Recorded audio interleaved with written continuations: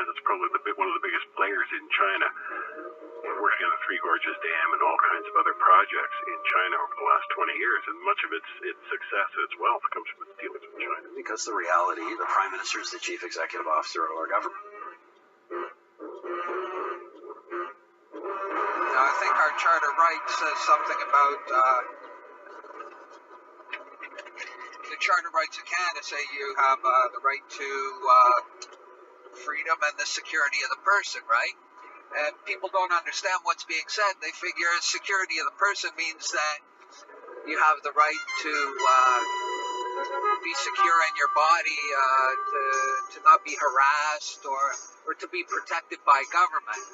I think, well, the person, security of the person, that means I have the right to be protected by my government, right? That's what most people think the security of the person means. Well, we understand now that person is a fictitious corporation. And a security is something that's exchanged on the Security and Exchange Commission. Canadian Charter of Rights says that you have the right to the security of the person. What that means is that you have the right to the stock, the bond, the security, which was made on the corporate fiction, the person. Person's a corporate fiction. It's not an individual. So that's what's meant by you have the right to the security of the person.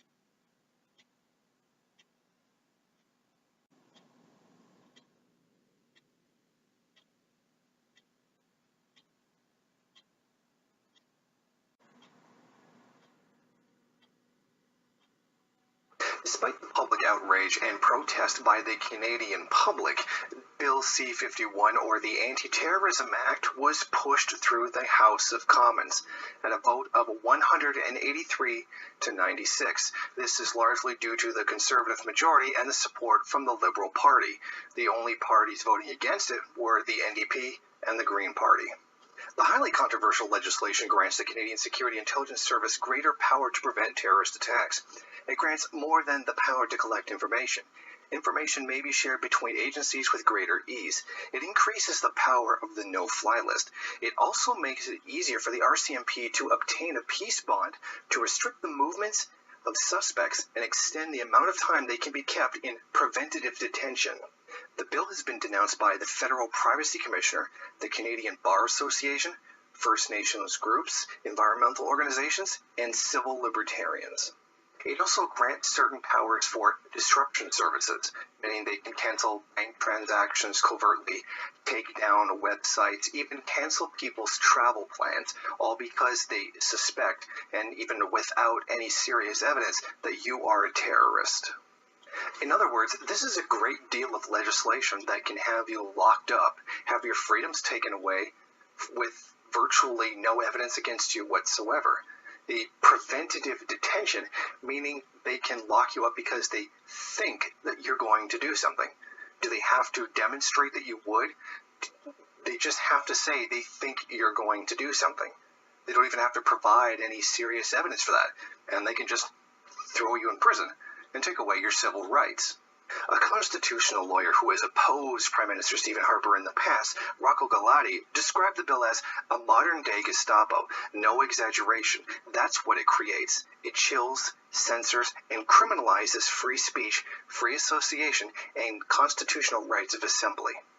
The real purpose of this bill is actually quite clear. It's intended to intimidate and criminalize opposition within the Canadian public. Most obviously being used against environmentalists and First Nations people for the ongoing Alberta tar sands situation, in which many of the livelihoods and communities are being destroyed by oil companies.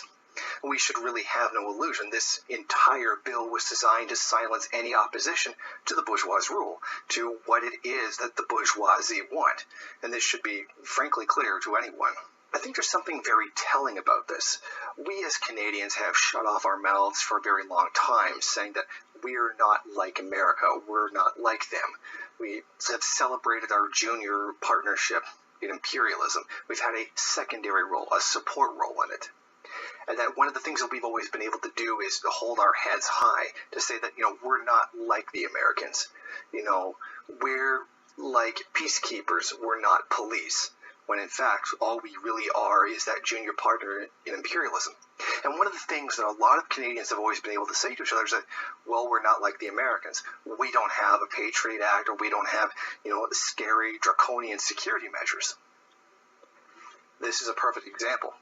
This is the Canadian equivalent to the USA Patriot Act.